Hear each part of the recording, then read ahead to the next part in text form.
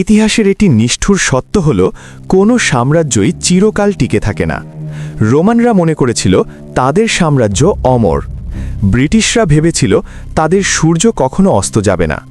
কিন্তু আজ থেকে প্রায় ২৫০ বছর আগে যখন একটি নতুন জাতি জন্ম নিয়েছিল, তখন কেউ কল্পনাও করেনি সেই দেশটি একদিন পুরো পৃথিবীকে নিয়ন্ত্রণ করবে। ১৭৭৬ সালে কোনো রাজা বা সম্রাটের অধীনে নয়, বরং একটি আইডিয়া বা আদর্শের ওপর ভিত্তি করে জন্ম হয়েছিল ইউনাইটেড স্টেটস অফ আমেরিকা।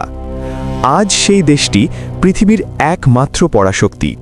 তাদের হাতে আছে বিশ্বের সবচেয়ে শক্তিশালী সামরিক বাহিনী, গ্লোবাল রিজার্ভ কারেন্সি ডলার এবং সিলিকন ভ্যালির অপ্রতিদ্বন্দ্বী প্রযুক্তি। কিন্তু আজ ওয়াশিংটনের ক্ষমতাধর করিডোর থেকে শুরু করে সাধারণ মানুষের আড্ডায় একটি প্রশ্ন বারবার প্রতিধ্বনিত হচ্ছে: আমেরিকা কি পতনের দিকে এগিয়ে যাচ্ছে? আজকের এই ভিডিওতে আমরা আবেগ দিয়ে নয়, বরং ইতিহাস, অর্থনীতি এবং ভূ রাজনীতির কঠিন বাস্তবতায় সেই প্রশ্নের উত্তর খুঁজব। চলুন ইতিহাসের গভীরে প্রবেশ করি। আমেরিকার উত্থান কোনো আকস্মিক ঘটনা ছিল না। বিখ্যাত ইতিহাসবিদ পল কেনেডি তার the rise and fall of the great powers বইতে দেখিয়েছেন, একটি দেশের শক্তির মূল উৎস হল তার ভূগোল এবং সম্পদ। আমেরিকা এমন এক ভৌগোলিক অবস্থানে অবস্থিত যার দুই পাশেই দুটি বিশাল মহাসাগর। এটি তাকে ইউরোপ বা এশিয়ার ধ্বংসাত্মক যুদ্ধবিগ্রহ থেকে নিরাপদ রেখেছিল। ১৮০০ দশকে যখন ইউরোপ যুদ্ধে লিপ্ত, আমেরিকা তখন ব্যস্ত ছিল তার শিল্পায়নে। লক্ষ লক্ষ দক্ষ অভিবাসী, উদ্ভাবক, কৃষক এবং কারিগররা ইউরোপ ছেড়ে সুন্দর ভবিষ্যতের আশায় আমেরিকায় পাড়ি জমান। এই বৈচিত্র্যই ছিল তাদের উদ্ভাবনী শক্তির মূল চাবিকাঠি। ১৯৪৫ সাল, দ্বিতীয় বিশ্বযুদ্ধ শেষ হওয়ার পর দেখা গেল পুরো ইউরোপ ধ্বংসস্তূপ। জাপান ছাইয়ে পরিণত হয়েছে, কিন্তু আমেরিকার মূল ভূখণ্ড ছিল অক্ষত। যুদ্ধের পর পৃথিবীর মোট জিডিপির প্রায় ৫০% ছিল একা আমেরিকার দখলে। ১৯৪৪ সালের ব্রেটেন উডস কনফারেন্সের মাধ্যমে ডলার হয়ে উঠল বিশ্ব বাণিজ্যের প্রধান মাধ্যম। জন্ম নিল এক নতুন বিশ্ব ব্যবস্থা, যাকে ঐতিহাসিকরা বলেন প্যাক্স আমেরিকানা বা আমেরিকান শান্তির যুগ। ১৯৪৫ থেকে ১৯৯১, এই সময়টি ছিল দুই আদর্শের লড়াই। একদিকে আমেরিকার পুঁজিবাদ, অন্যদিকে সোভিয়েত ইউনিয়নের কমিউনিজম। এই স্নায়ুযুদ্ধের শেষে ১৯৯১ সালে যখন সোভিয়েত ইউনিয়ন ভেঙে গেল, তখন আমেরিকা হয়ে উঠল পৃথিবীর অঘোষিত একচ্ছত্র ক্ষমতাধর রাষ্ট্র। রাষ্ট্রবিজ্ঞানী ফ্রান্সিস ফুকুয়ামা তখন একে বর্ণনা করেছিলেন দ্য এন্ড অফ হিস্ট্রি বা ইতিহাসের সমাপ্তি হিসেবে। তার মতে উদারপন্থী গণতন্ত্রই ছিল পৃথিবীর শাসন ব্যবস্থার চূড়ান্ত গন্তব্য। ৯০-এর দশক ছিল আমেরিকার স্বর্ণযুগ। হলিউড থেকে সিলিকন ভ্যালি, পুরো বিশ্ব তখন আমেরিকার প্রভাবে আচ্ছন্ন। কিন্তু ইতিহাস আমাদের শেখায়, যখন কোনো শক্তি নিজেকে অজেয় মনে করতে শুরু করে, তখনই তার পতনের বীজ উপ্ত হয়। একবিংশ শতাব্দীর শুরুতেই আমেরিকা দুটি বড় ধাক্কা খায়। প্রথমত, ২০০১ সালের ১১ সেপ্টেম্বর টুইন টাওয়ারে হামলা আমেরিকার অভেদ্য নিরাপত্তার অহংকারে আঘাত করে। এর প্রতিক্রিয়ায় শুরু হয় ওয়ার অন টেরার। ব্রাউন ইউনিভার্সিটির কস্টস অফ ওয়ার প্রজেক্টের তথ্যমতে আফগানিস্তান ও ইরাক যুদ্ধে আমেরিকার ব্যয় হয়েছে প্রায় $৮ ট্রিলিয়ন। ২০ বছর পর আফগানিস্তান থেকে আমেরিকার বিশৃঙ্খল প্রস্থান বিশ্বকে বুঝিয়ে দিয়েছে, বিশাল সেনাবাহিনী থাকলেই সব যুদ্ধে জেতা যায় না। দ্বিতীয় ধাক্কাটি ছিল ২০০৮ সালের বিশ্বমন্দা। ওয়াল স্ট্রিটের লেহম্যান ব্রাদার্স যখন দেউলিয়া হলো, তখন আমেরিকান অর্থনৈতিক মডেলের ভেতরের ফাটলগুলো সবার সামনে স্পষ্ট হয়ে উঠল। নোবেলজয়ী অর্থনীতিবিদ জোসেফ স্টিগলিটস দেখিয়েছেন যে এই সংকট আমেরিকার মধ্যবিত্ত সমাজকে পঙ্গু করে দিয়েছে এবং সাধারণ মানুষের মধ্যে ব্যবস্থার প্রতি অনাস্থা তৈরি করেছে। এখনকার আমেরিকা কেন ভেতর থেকে ক্ষয়ে যাচ্ছে? এর পেছনে রয়েছে ৬টি বড় কারণ।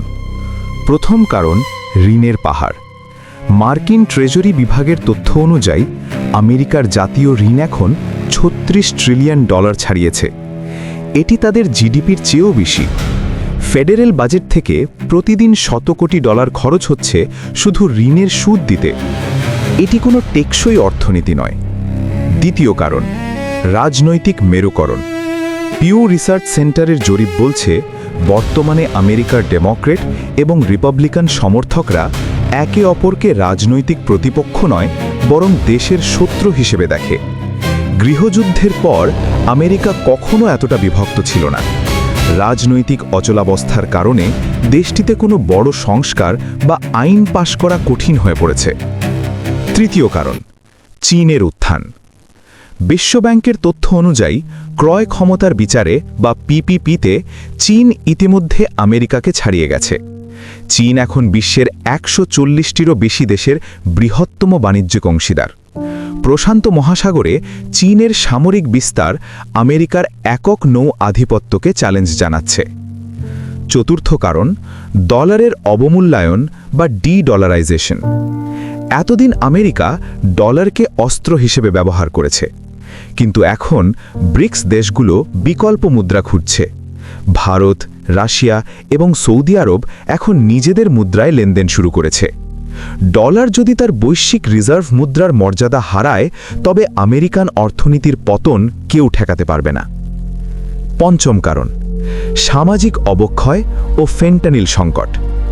আমেরিকার অভ্যন্তরীণ পরিস্থিতি উদ্বেগজনক। বন্দুক সহিংসতা, মাদকের নেশা বা ফেন্টানিল মহামারী এবং গৃহহীনতা বড় শহরগুলোতে প্রকট আকার ধারণ করেছে। শিক্ষা ও স্বাস্থ্য খাতের ব্যয় সাধারণ মানুষের নাগালের বাইরে চলে যাচ্ছে। ষষ্ঠ কারণ, অবকাঠামোর ক্ষয়। আমেরিকান সোসাইটি অফ সিভিল ইঞ্জিনিয়ার্সের রিপোর্টে আমেরিকার অবকাঠামোকে C- গ্রেড দেওয়া হয়েছে। যেখানে চীন বা ইউরোপে বুলেট ট্রেন চলছে, সেখানে আমেরিকার ট্রেন এবং রাস্তাঘাট 50 বছর পুরনো প্রযুক্তিতে আটকে আছে।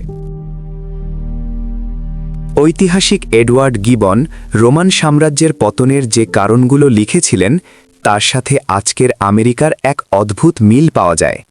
রোম তার সীমানা এবং সামরিক ব্যয় অতিরিক্ত বাড়িয়ে ফেলেছিল, মিলিটারি ওভারস্ট্রেচ। তাদের মুদ্রার মান কমে গিয়েছিল এবং মুদ্রাস্ফীতি চরমে পৌঁছেছিল। অভিজাত ও সাধারণ মানুষের মধ্যে বিশাল অর্থনৈতিক ব্যবধান তৈরি হয়েছিল। ঠিক একই লক্ষণগুলো আজ আমেরিকার গায়ে দৃশ্যমান। ব্রিটিশ সাম্রাজ্যও ঠিক একইভাবে তার গুরুত্ব হারিয়েছিল। যুদ্ধ জয়ের পরও তারা অর্থনৈতিকভাবে দেউলিয়া হয়ে পড়েছিল। আমেরিকা কি তবে সেই চেনা পথেই হাঁটছে? বিশেষজ্ঞরা 3টি সম্ভাবনার কথা বলছেন। প্রথমত, আমেরিকা যদি তার অভ্যন্তরীণ বিভাজন মিটিয়ে আবার প্রযুক্তিতে মন দেয়, তবে তারা ঘুরে দাঁড়াতে পারে। তাদের সিলিকন ভ্যালি এবং বিশ্বসেরা বিশ্ববিদ্যালয়গুলো এখনও তাদের বড় শক্তি। দ্বিতীয়ত, আমেরিকা ধ্বংস হবে না, তবে সে আর একক পরাশক্তি থাকবে না। চীন, ভারত এবং ইউরোপের সাথে ক্ষমতা ভাগ করে নিতে হবে। পৃথিবী হবে মাল্টিপোলার বা বহুমেরু বিশিষ্ট। তৃতীয়ত, বিশৃঙ্খলা ও গৃহযুদ্ধ, যা চরমপন্থী রাজনীতির কারণে দেশটিতে অভ্যন্তরীণ সংঘাত শুরু হতে পারে, যা হবে তাদের চূড়ান্ত পতন। একটি সাম্রাজ্য যখন পতনের দিকে যায়, তার নাগরিকরা তার সহজে বিশ্বাস করতে চায় না। তারা মনে করে আমাদের সাথে এমনটা হওয়া অসম্ভব, কিন্তু ইতিহাস কাউকে ক্ষমা করে না। আমেরিকার পতন মানে কিন্তু বিশ্বের জন্য ভালো কিছু নয়। একটি প্রতিষ্ঠিত বিশ্ব ব্যবস্থা ভেঙে গেলে পৃথিবীতে দীর্ঘ সময়ের জন্য অরাজকতা তৈরি হতে পারে। তবে পরিবর্তনই প্রকৃতির নিয়ম। আমেরিকার ভবিষ্যৎ এখন আর তার সেনাবাহিনীর হাতে নেই, বরং দেশটির মানুষের ঐক্য এবং নেতৃত্বের দূরদর্শিতার উপর নির্ভর করছে। আপনার কি মনে হয়, আমেরিকা কি তার হারানো গৌরব ফিরে পাবে, নাকি আমরা একটি নতুন বিশ্বশক্তির উত্থান দেখতে যাচ্ছি? আপনার মূল্যবান মতামত কমেন্টে জানান। তথ্যবহুল এমন আরও বিশ্লেষণের জন্য আমাদের চ্যানেলটি সাবস্ক্রাইব করে রাখুন। দেখা হবে পরের কোনো অধ্যায়ে। ধন্যবাদ।